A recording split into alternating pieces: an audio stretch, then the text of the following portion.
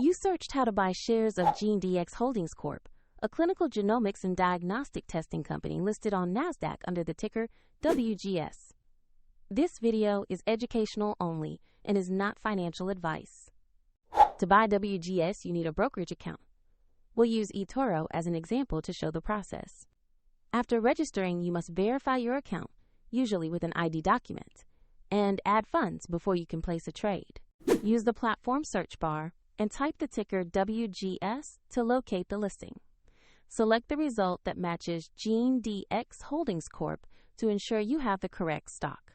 On the stock page, review basic company information and the price chart to familiarize yourself with the listing.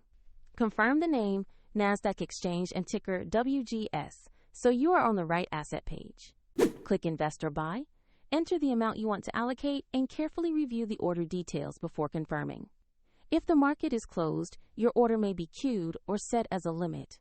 And if you lack sufficient funds, the platform will prompt you to add money before completing the trade.